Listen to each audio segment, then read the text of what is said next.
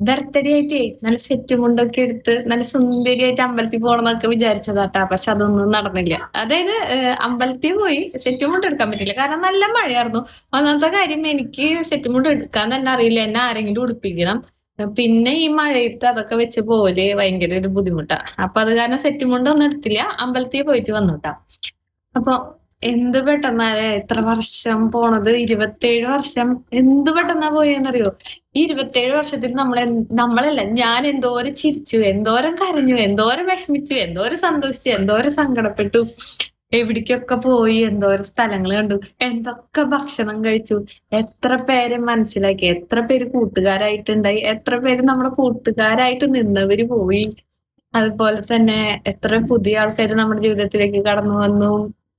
അങ്ങനെ അങ്ങനെ എന്തൊക്കെ സംഭവങ്ങള്, എന്തൊക്കെ അനുഭവിച്ചു, ഇനി എന്തൊക്കെ അനുഭവിക്കാൻ കിടക്കുന്നു അല്ലെ. അപ്പോ എനിക്ക് നിങ്ങളോട് പറയാനുള്ളത്, നമുക്ക് ഒരു ജീവിതമുള്ളൂ. നല്ല അടിച്ചു പൊളിച്ച് സന്തോഷത്തോടു കൂടി ജീവിക്കുക. പ്രശ്നവും പരിഭവവും ഇണക്കവും പിണക്കവും ഒക്കെ ഉണ്ടെന്നുണ്ടെങ്കിൽ അതൊക്കെ മാറ്റുക. ഞാൻ എന്താണ് ഇൻസ്റ്റാഗ്രാമിലെ ഇങ്ങനെ ഒരു വീഡിയോ കണ്ടുട്ടാ. അതായത് ഒരു മനുഷ്യൻ ആരോട് സംസാരിച്ച് കഴിഞ്ഞിട്ട് പോകുമ്പോഴാണെങ്കിലും അദ്ദേഹം പറയണതാണ്, അതെ ഞാനിപ്പോ നിങ്ങളോട് സംസാരിച്ചതിൽ നിങ്ങൾക്ക് എന്തെങ്കിലും വിഷമോ പ്രശ്നമോ ഉണ്ടായിട്ടുണ്ടെങ്കിൽ എന്നോട് ക്ഷമിക്കണം കേട്ടോ എന്ന് പറഞ്ഞിട്ടാണ് കേട്ടോ അങ്ങേര് പോണേ.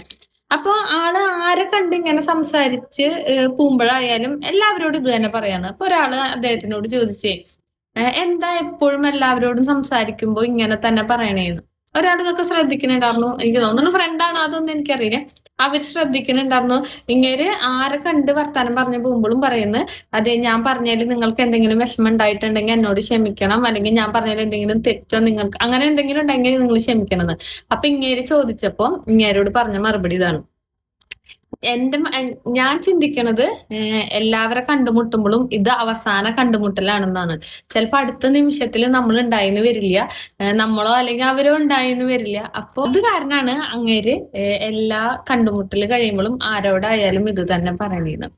അപ്പൊ നിങ്ങളോടും എനിക്ക് തന്നെയാ പറയാനുള്ളത്, എല്ലാവരും എല്ലാവരുടെ ലൈഫും നല്ല അടിപൊളിയായിട്ട് ജീവിച്ച് തീർക്കുക. അപ്പൊ ഹാപ്പി ബർത്ത്ഡേ ടു മീ.